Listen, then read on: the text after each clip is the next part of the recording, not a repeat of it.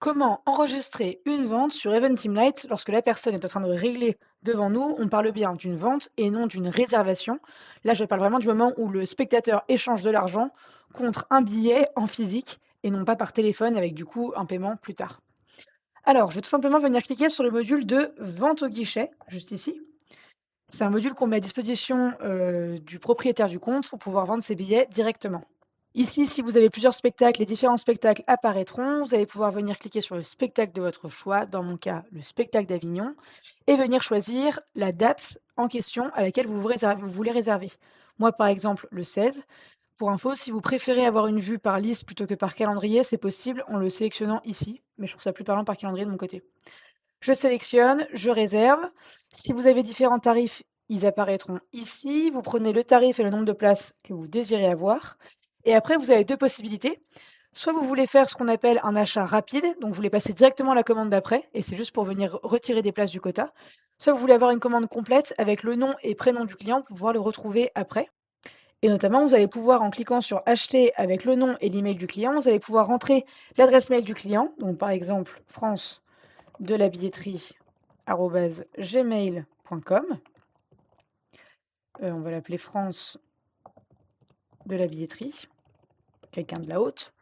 Et ça permet qu'au moment où vous passiez l'achat, au moment où à la caisse vous passiez votre achat, la personne reçoive directement son billet sur son téléphone. Et donc ça vous permet notamment d'économiser les coûts d'une imprimante si vous estimez que tous vos spectateurs ont un téléphone portable et peuvent recevoir le billet en direct. Une fois que cela est fait, on a donc le montant et vous allez pouvoir choisir la manière dont vous encaissez le billet. Est-ce que c'est par espèce, par carte? Est-ce que c'est une contre-marque ou un chèque cadeau? Est-ce que c'est une réservation ou autre? Et vous allez pouvoir soit passer à la prochaine commande, auquel cas le billet a directement été envoyé. Et si ce n'est pas le cas et que la personne n'a pas accès à ses mails immédiatement, vous pouvez également cliquer sur ce petit bouton-là pour imprimer le billet. Le QR code qui est présent ici, c'est le QR code du billet et donc de la commande. Et donc, s'il est scanné par l'application de contrôle d'accès, ça permet aussi de montrer que la personne est rentrée.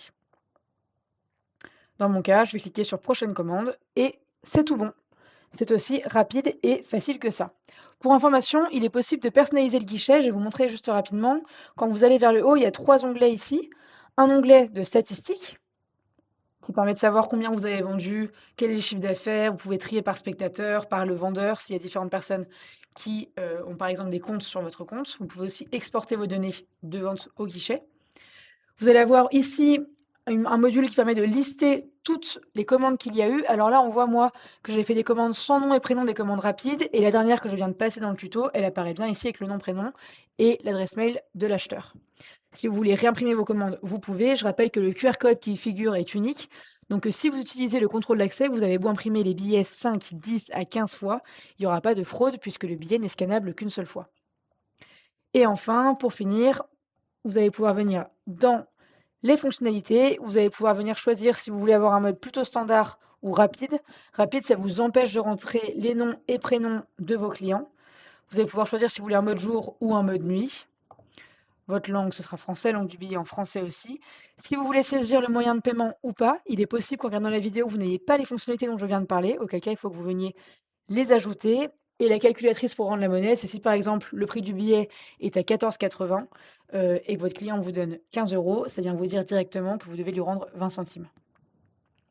Enfin, pour ceux qui ont une imprimante format ticket de caisse, c'est ici que la connexion se passe, mais ça c'est l'objet d'un autre tuto.